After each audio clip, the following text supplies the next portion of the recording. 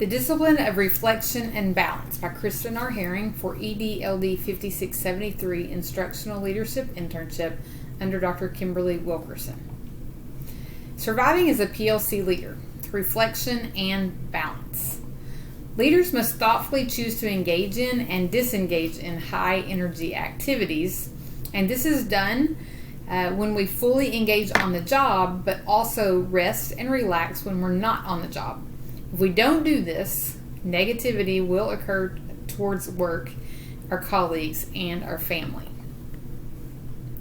So how will we manage our energy so that we can keep the speed of our PLC leadership under control and stay fully engaged in the work life? Well, we are all inspired when we see that our work leads to improvements, and this gives us the feeling that we matter.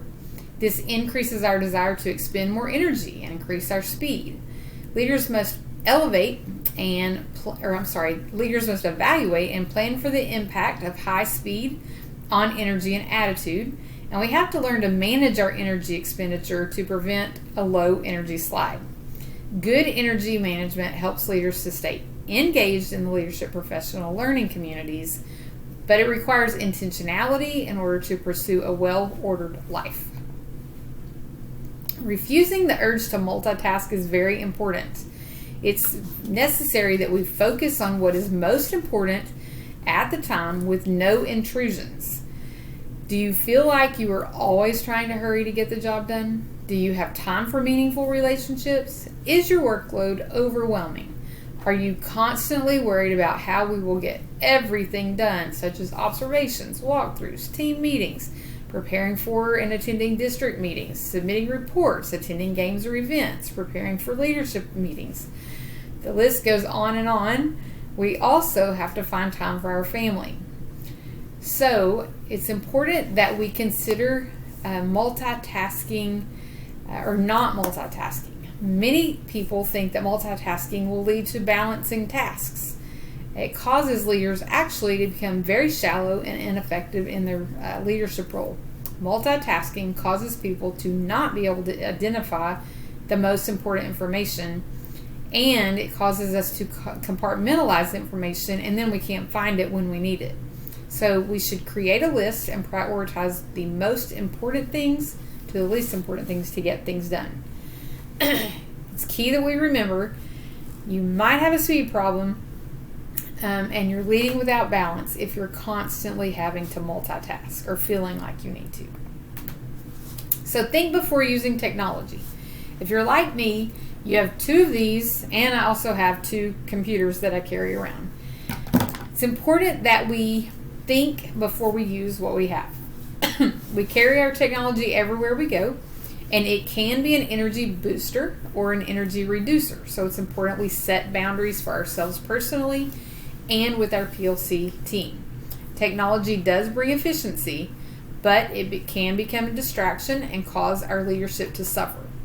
So Knoll talks about some leadership boundaries that he set, or some expectations he set with his group on his PLC. His norms became an expectation for the time of response. So they decided as a group that they would respond within 24 hours. They had expectations for courtesies, just making sure that they greeted people appropriately before just jumping into the information. Having an expectation of transparency and respecting the person's time that would be reading, providing short amounts of information instead of a long excerpt for them to read. Expectations in the subject line. In other words, is it just a for your information piece, or is action required? And then the expectation that whether or not the information could be shared with someone else. So key thing on technology, looking at it and thinking about it in terms of, do I have time for this, or do I have the energy for this before you start using it? So it's important that we stop making excuses. How can a leader recognize when he or she is slipping into an energy crisis? Well, two very easy ways to do that is to reflect and ask yourself, am I making excuses? Am I blaming others? Because these two questions will let you know really quick if you are sliding into an energy crisis. These opportunities for making excuses, or well, they're not really opportunities, but these actions of blaming and making excuses lead to a victim mentality. And this is something we wouldn't want our PLC team to have, and so we need to be careful to not have that victim mentality either. We need an accountability partner that we trust, that isn't afraid to come to us and say, oh, I think you need to check and see where you are because you don't seem to be handling things too well. And we need to think through when an energy crisis is coming on because our work and life balance will suffer if we're not careful. So taking note of all stakeholders is important. When you feel zapped of energy, it's going to be very difficult for you to give your best effort to the job and to your family, even if you love everyone around you. Leaders have to focus on the needs of all their stakeholders evenly, teachers, parents, and students, assisting everyone with finding the answer to the why when they ask, why are we doing this? Making sure that we are together providing rigor, relevance, and building relationships through our PLC is important. Keeping in mind that focusing on one stakeholder over another may lead to some problems. And using PLC time to provide opportunities for our teachers to work alongside each other for the benefit of the students and the teachers is important. Now, it may take time for teachers to realize the positive impact that PLC will have on student success. We have to learn what motivates our teachers so that we can inspire them to keep going and working together. And we need to consider balanced leadership and what that looks like. It occurs when students are achieving and teachers are continually developing. So we need to be the motivation. Now, there's a difference between motivation 3.0 and 2.0, and Knoll recommends that we shoot for motivation 3.0. PLC leaders should model the expectation of full PLC engagement and demonstrate what it looks like to be engaged with one main desire, and that is student success. Motivation 2.0 is compliance from our teachers, but they typically have the mindset that there's going to be a reward at the end. And teachers typically become disengaged easily, and they put the future of students and society at risk. Motivation 3.0 is our goal, and that is commitment to the PLC, knowing the reward is for the greater good of everyone. The focus there is on the impact of the results. Now, seeking prime learning opportunities is important, and Knoll talks about making sure that the PLC leader gets into the flow so that our teachers get into the flow. And the flow is simply just a spirited, immersed, and fully engaged time where everyone is working together and with that mindset for PLC. When everyone is in the flow together, the whole team takes on the challenges of student success together with positive energy. The ultimate objective is the team's knowledge and skill increases while the adult's capability of increasing achievement also increases. For your PLC team to stay in the flow, you as a leader need to keep the balance between the complexity of the tasks that the team is doing and making sure that you are increasing their knowledge and skill to get the task done. Strategies for leading with the flow to engage others in the flow. There are 5 strategies for this. 1, set some SMART goals, but 2, don't set too many. Pass along feedback quickly and evaluate for balance in the team, knowing that there's going to be some discomfort among your team. Support some independence and inspire others to be intrinsically motivated.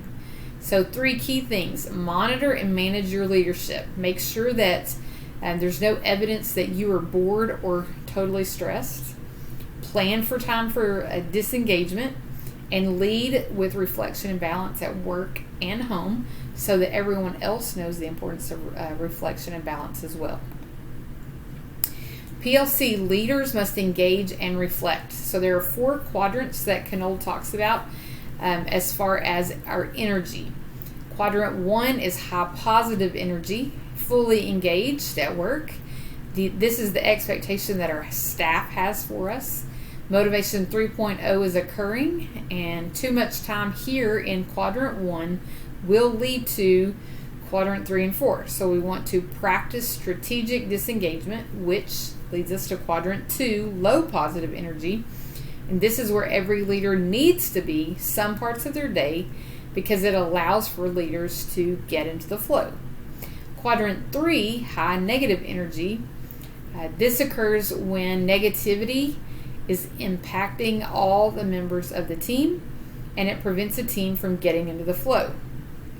Quadrant 4, high negative energy, and pretty much no one on the team can function here, and the team needs assistance, or the PLC leader needs assistance and help to get out of this state.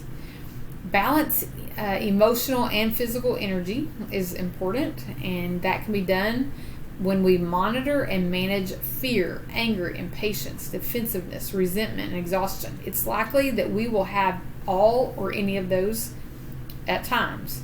So we need to monitor and manage it so that we are able to stay in quadrant 1 and 2 and not end up in quadrant 3 and 4.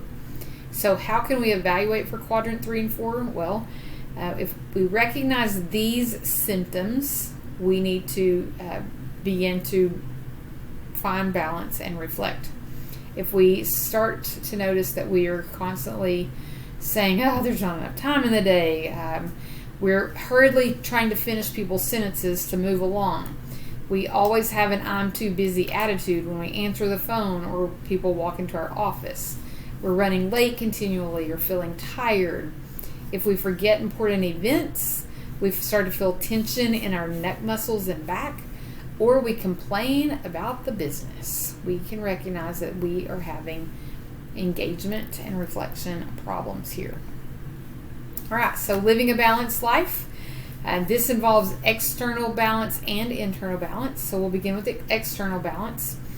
Strategically planning for life in quadrant 2 is important, and this requires us to make a choice and be disciplined to look and get into quadrant 2. It involves deep reflection, some peace and quiet, where there's no distractions, and time for us to just sit and reflect and remove things even as simple as music.